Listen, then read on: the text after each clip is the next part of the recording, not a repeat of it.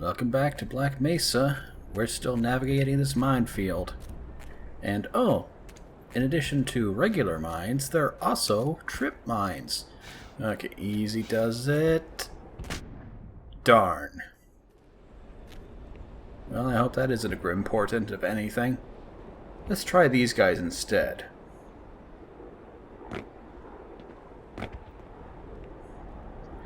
Alright. Yeah, that's how you do it. You gotta kind of bob and weave. Just like that.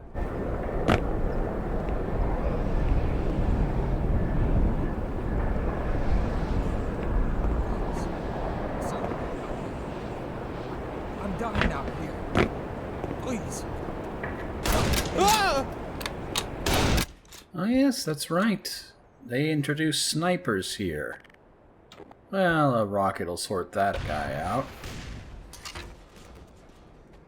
Unfortunately, your sniper rifles are not usable.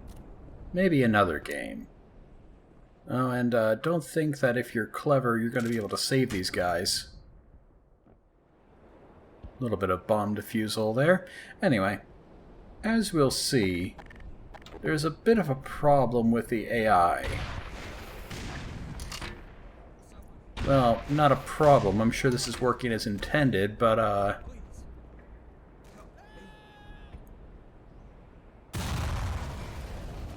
yeah, it's a thing, that's for sure. Anyhow, in this version, the scientists didn't run ahead and clear out these mines, so we gotta be careful. Albeit not too careful. As we've established, these things don't really take out a whole lot of health. Still, though, yeah, they're kind of an irritant. As I mentioned in the previous update, in classic Half-Life 1, stepping on a landmine would kill you instantly. Like, no bones about it. Let's just speed up the process a bit. Alrighty, perfect. Now the only thing that could ruin our fun is if there just happened to be another sniper. Yeah, the only warning that you really get is like maybe a second of a red laser before, yeah, they start taking bits out of your flesh. Alrighty, we gotta climb this tower here, but not while it's electrified. Fortunately, there's a nice electricity turn-off type switch. Perfect for your electricity turning off needs. But don't get too used to this rooftop. We've actually got to go back down. Through this convenient hole here.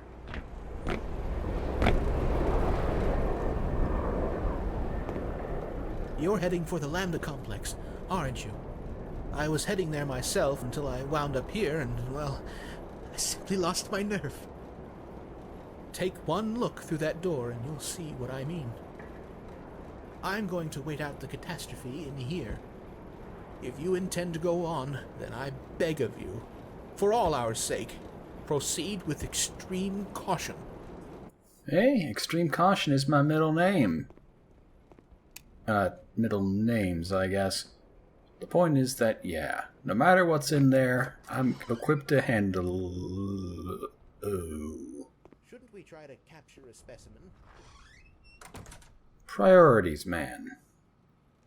This is the explosive house. One slip up here and... yeah, everything goes kablooey. We got barrels, we got crates, we got gas leaks. Everything to make your life a barrel of fun.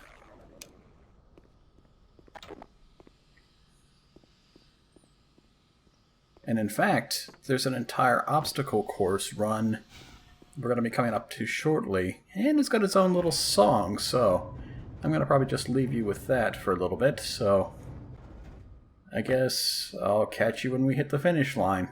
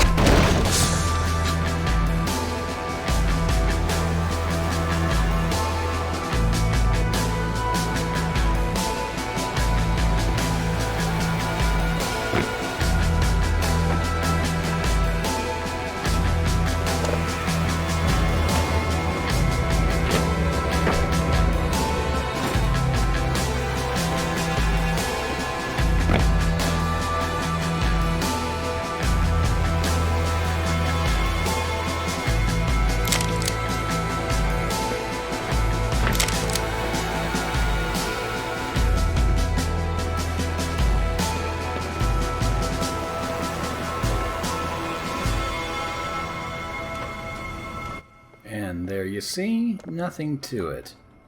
Don't mind this, grunt who appears to have lost its hand. We'll get to that shortly. Yeah. Apparently, the weapon of the grunts is a living alien of its own. Hey! Get these guys off me! So why did these guys bomb an entire warehouse anyway? Like, what was the whole point of that? Thanks. I thought my ass was cooked. Don't take this the wrong way, buddy, but you're the best thing I've seen all day. Oh, really? Well, have I got something to show Don't you? worry, sir. I'll keep you covered. Yeah, there's a special little Easter egg if you happen to have the security guard watch you picking up this particular weapon here. Now, if any of you are disturbed by guys in orange jumpsuits sticking their fist up alien rear ends, then you might want to avert your eyes.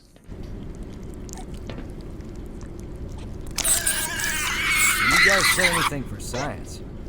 Boy, do you mean it. There are actually a whole number of different quotes just for this particular moment. Here's a brief sampling. Somehow that just made my day a whole lot better. Earth to Dr. Freeman. Always the quiet ones. Yeah, we should probably get going now. Maybe we should. Yeah, there are many others, but they're kind of just picked at random, and I was starting to get repeats, and I was getting bored. So, this is the Hive Hand. It's a weapon that shoots out ricocheting and homing just giant hornets.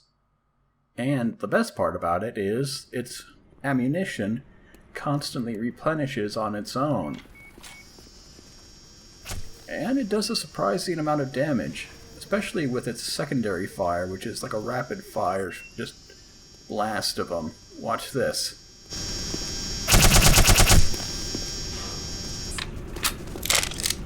Oh yeah. We're looking for some kind of weapons locked up around here. Well, at least till we got ambushed. With any luck, we're close to it. Well, regardless, I'm going to leave this guy here because this next fight is going to murder him. Like, just no questions asked. And that was a better view of the alien spacecraft. It looks to be some kind of, like, flying manta ray. Or at the very least, that's what the fans have taken to calling them, just manta rays. So let's show off the Hive Hand's homing capabilities. They're actually very good. Like, it can irritate enemies for a long distance, and as long as they got something to home in on, they'll keep on circling around and hitting an enemy repeatedly. Effectively, it hasn't even been really a whole chapter, and we've already made trites, or not trites, snarks. I'm thinking about something completely different. We've made snarks completely obsolete.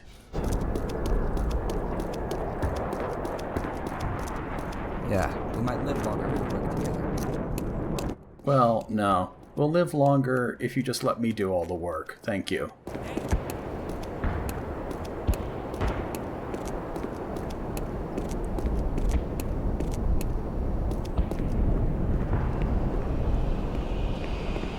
So, gotta circle around here.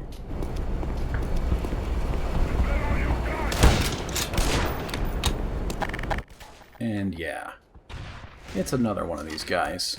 I suppose you can theoretically throw a grenade up into their cubby holes, but there's all this debris in the way, and it's honestly kind of difficult. I prefer to just use a rocket.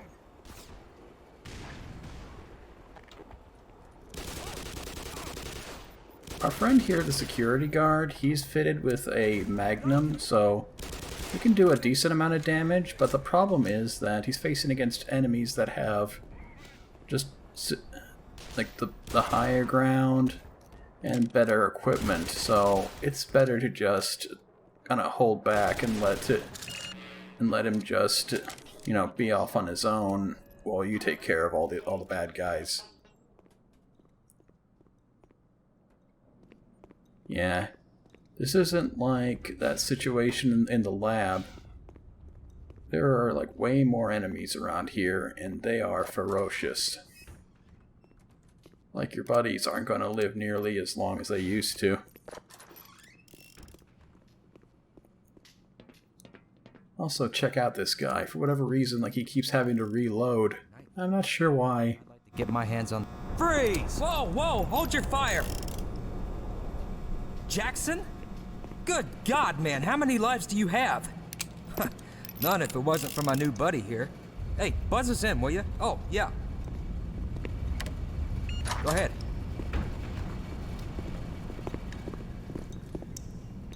Holy shit. Not bad, huh? Not bad. You hit the mother load. What can I say? I got an expensive taste.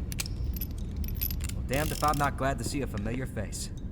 Let's say you, me, and the doc here grab what we can and get the hell out of Dodge. We should probably wait a while. Let things die down a bit. Well, I guess I'll take a load off. Yep, say goodbye to Jackson here. He's been not much of a help, to be honest. But here we are, an arsenal with every single weapon we could possibly want or need.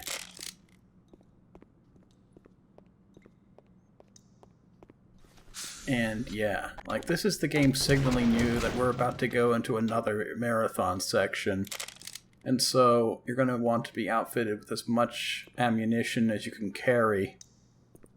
Which in the case of Black Mesa is not nearly as much as you'd like, but whatever, it is what it is.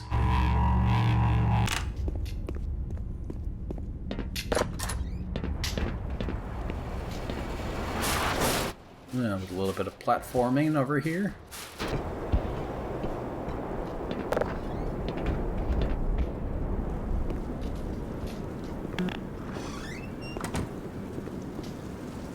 Yeah, this might seem familiar to anyone who's played Half-Life 2. Yeah, this whole, like, burned out building sort of setup here.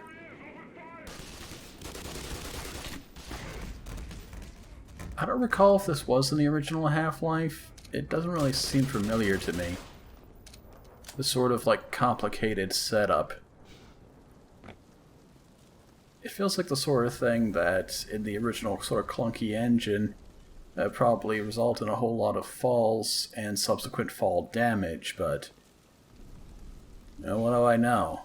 I don't really know as much as I'd like.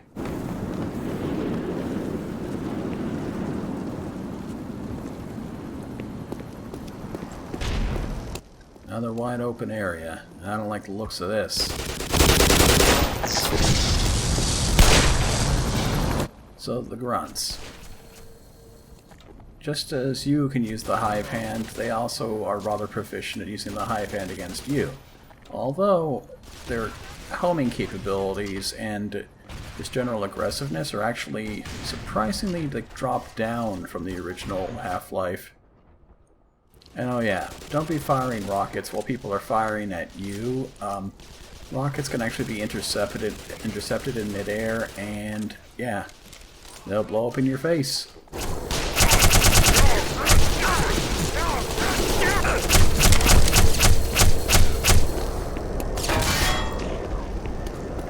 Don't be trying to use the hive hand against, you know, actual alien grunts, though. They got armor on their shoulders and their arms. Basically everything but their torso. And it actually does intercept more hornets than you'd like. What an unusual way to armor yourself, though, don't you think? You protect everything except the squishy bits. Like, they're not even covering their faces. And if anything, they were even wider in the original Half-Life. Oh, big gun. Oh yeah, if you thought mounted turrets were just of the rapid-fire variety, well, no. Mounted turrets can be whatever you want them to be.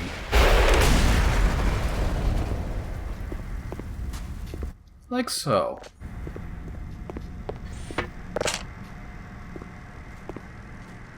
Nothing else really to shoot at, though, but whatever. They gave us a whole lot of spares in case we were bad at figuring out how this turret thing works.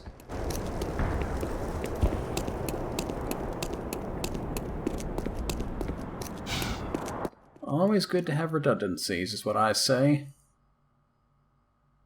Yeah, people ask me all the time, what are some wise words of wisdom? And I say, always have redundancies. Ooh, another turret. And proving my law from earlier, yep. If you have a turret, then enemies will appear. This time, completely out of thin air.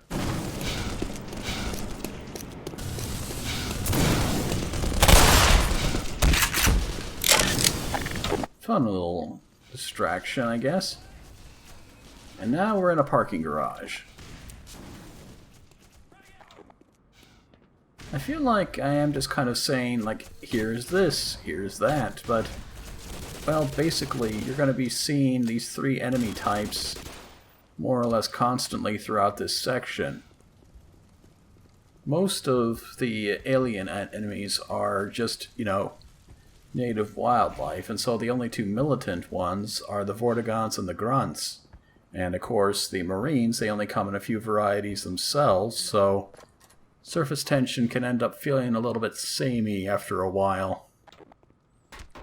Just constant firefights between these alien factions, and occasionally you get the fights with zombies. And you know what? We haven't really seen bull squids in a while, have we? I miss bull squids. Oh, but check this out. I figured out what the use of trip mines is.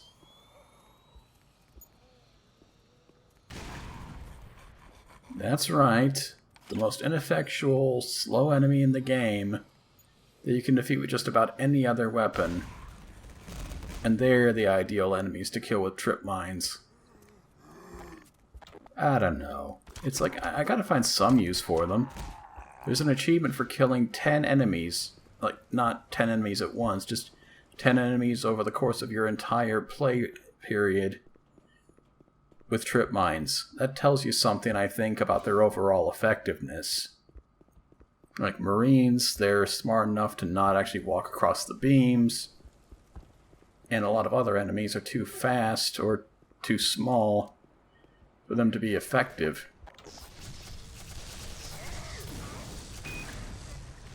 But hey, satchel charges will never betray you.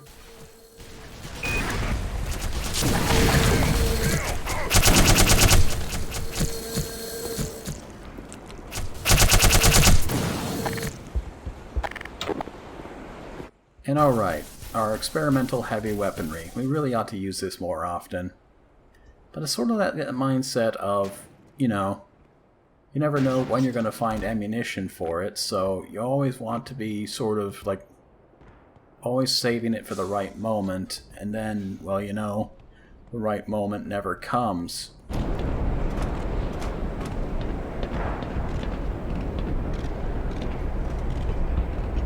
You know, look at this. This is a gooey air vent. That's because it's infested with these little buggers.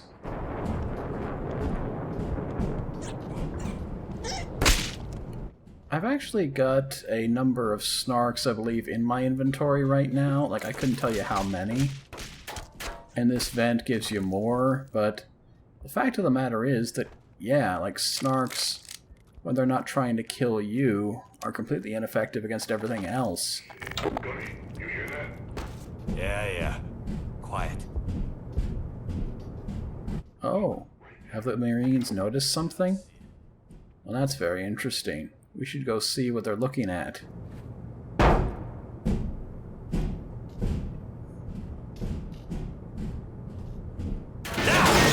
Surprise! They're looking at us.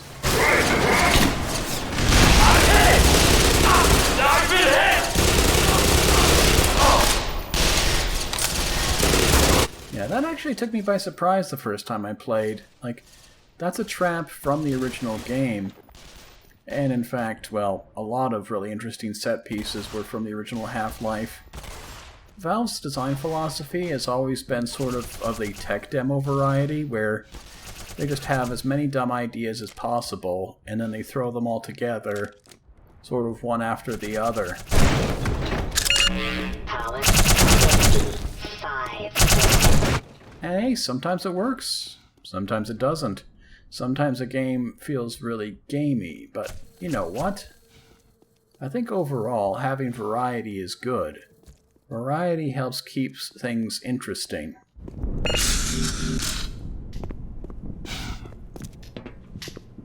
And here I am, remembering that there's something to do with these police cars up on elevators, but what I forget is that I'm actually getting a little bit ahead of myself. Yeah, you have to open this door first, and then use the police cars. You see, it all comes together like that.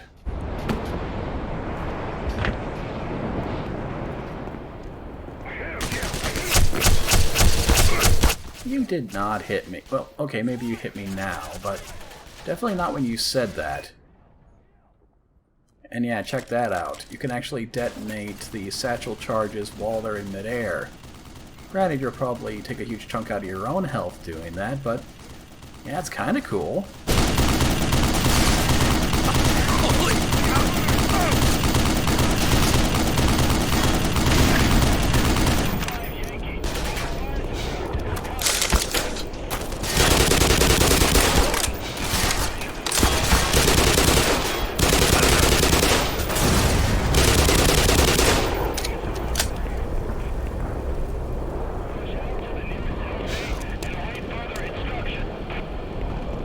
Yeah, I think I might have killed your backup. I'm sorry about that. Well, I'm sure you'll be able to make do, right? So, you see these conspicuous explosives parked next to this gate? Yeah, that was kind of obvious.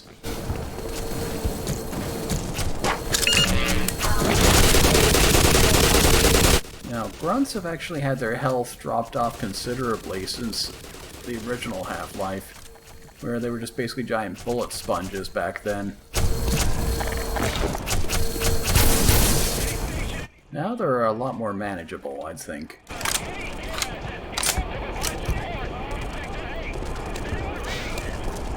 But yeah, what we're mostly hearing there is that this is sort of the start of the Marines' downfall.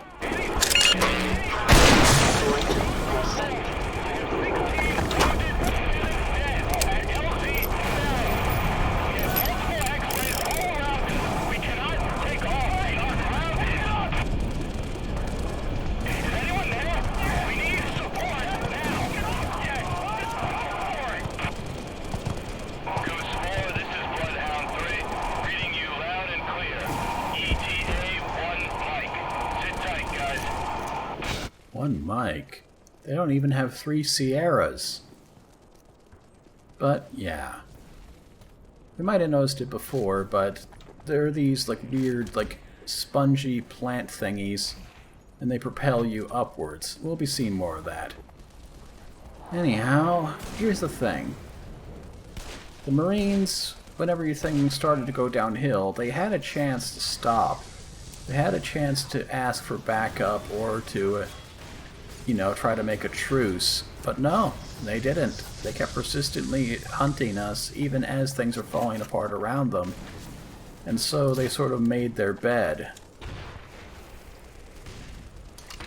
Like, sure, maybe if we all calmed down and talked about this like reasonable people, we could make an alliance, but it's too late for that now.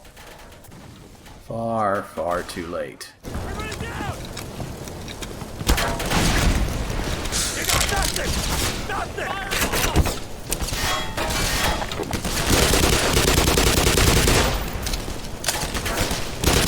It's kind of unfortunate, really. Like, all this senseless life wasted because they can't just let it go.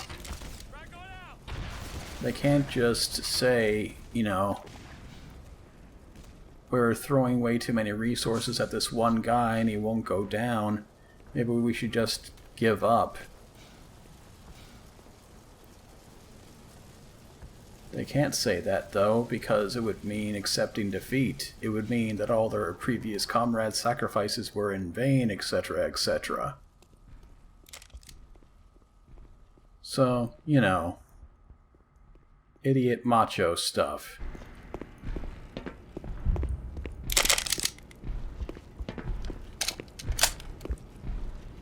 My, but we are low on assault rifle stuff. Or I should say SMG stuff.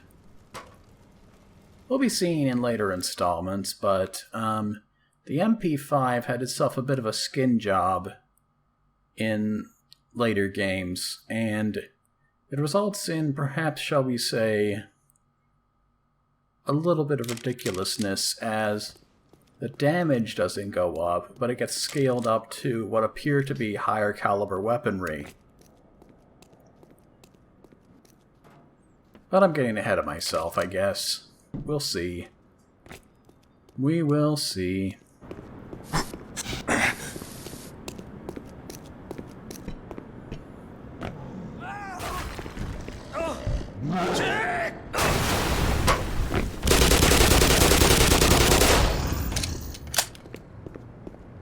Yeah, seems like they're having a lot of hard times. If only they had actually come into this with any sort of a plan.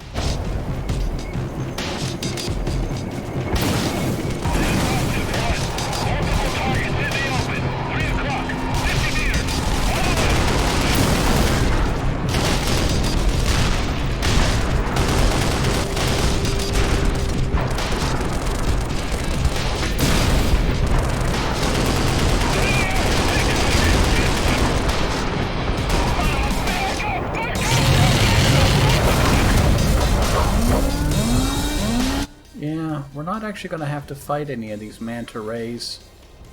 At least, not so far as I can recall. I haven't actually gone too in-depth into Zen, so... Oh, I guess I let the cat out of the bag. That's what the alien planet is called, but... we'll hear it in another chapter or two anyway. Yeah, there's Zen. Regardless, yeah. We'll be eventually heading to Zen. And I don't know particularly like if they expanded it from my original memory, but at least in the original Half-Life 1 we didn't ever fight a manta ray.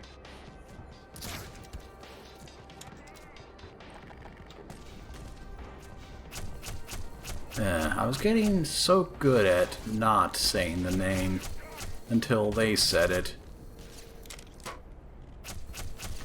But oh well, it's kind of one of those things where if you've read up on the Half-Life lore at all, then the name's going to pop up only like, I don't know, 10 million times.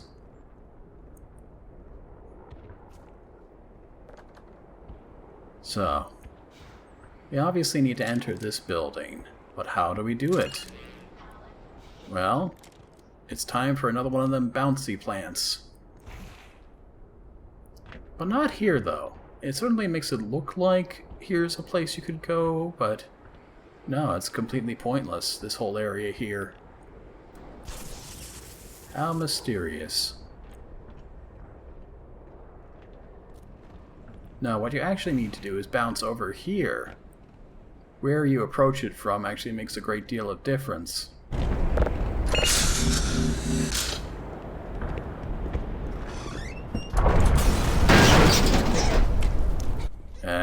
Give it up, you stupid things. I am not joining your snark club.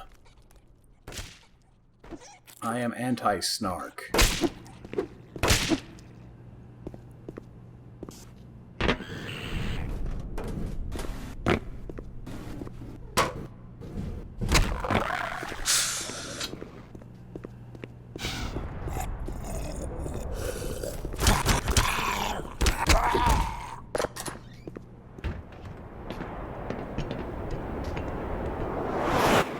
Another rooftop.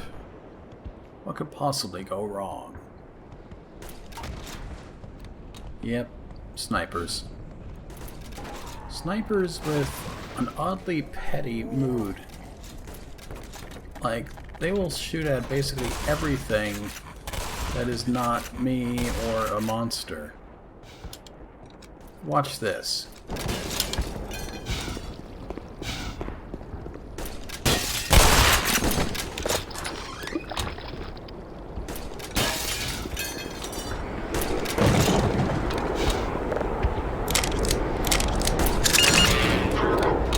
Yeah, like, how many windows was that?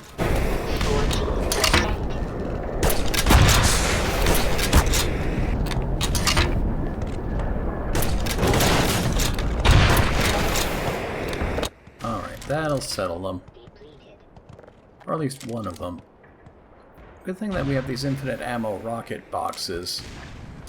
Those are not an invention of the original Half-Life 1. These are...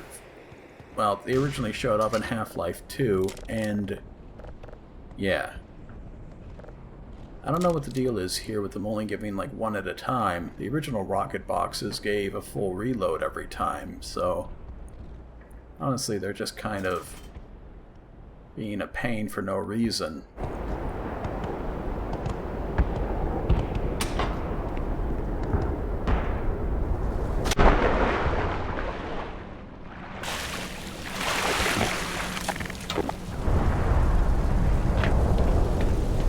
Hey! Asshole! Ah, crap.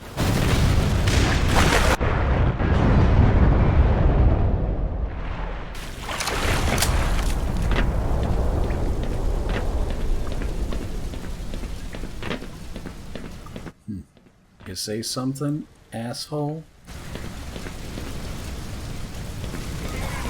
Buckley! We got outfit coming! Oh, shit! Get back, get back! Oh. Yeah. I really should use explosives more often, but, you know, there's never a really good time for it. Well, this is that good time. And I'm having a good time using them.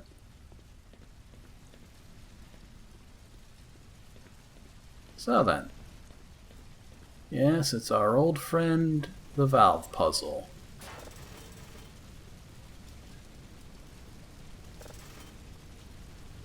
And it really doesn't get any more interesting.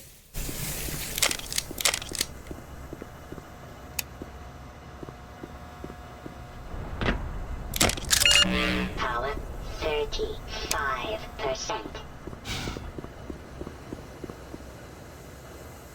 Now this is an interesting phenomenon. It's the ever-elusive floating jibs.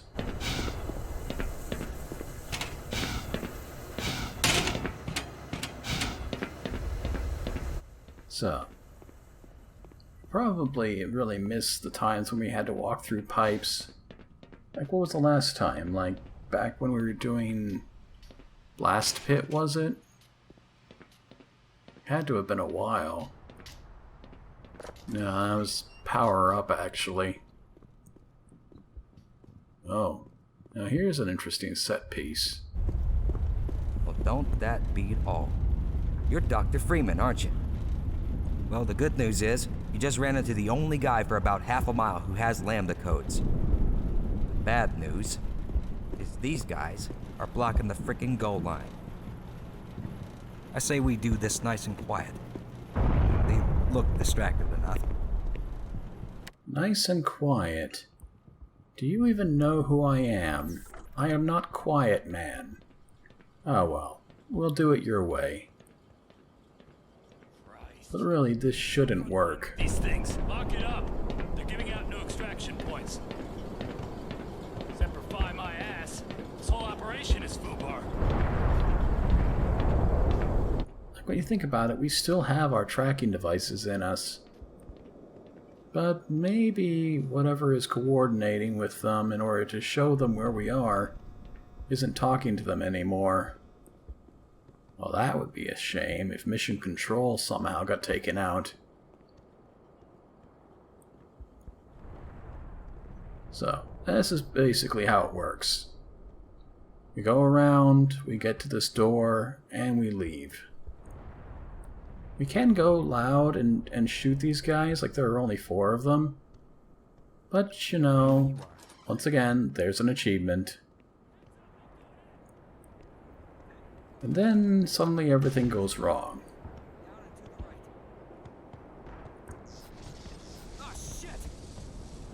Yeah, I think the scripting broke at some point, so... Yeah, this happens every now and then. Black Mesa is a very scripted game, and if something interrupts it, then you can have an incident where people just kind of stand around waiting for a cue that will never come.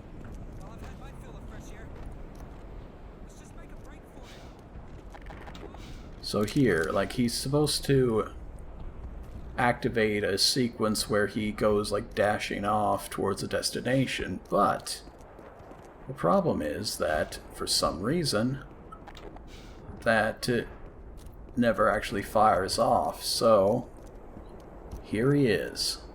We can't talk to him, we can't nudge him, he's just gonna remain fixed in that location.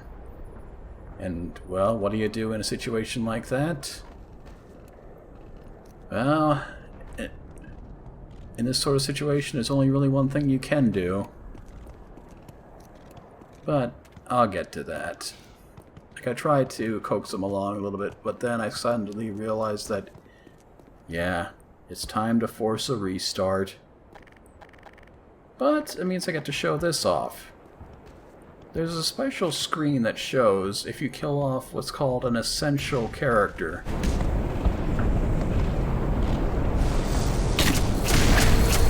Yeah.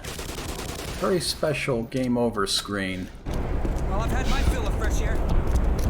Let's just make a break for it. Come on! And that's not the last time we're going to be seeing that.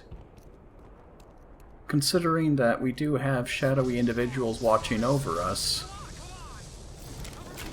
it's reasonable to assume that whoever gave that final assessment is probably affiliated with whoever is doing that. Like, I don't know, maybe some branch of the US government or something. Okay, we made it. Oh, that'll get your heart pumping. After you, good sir. I tell you what, that could have been a lot worse. Wait.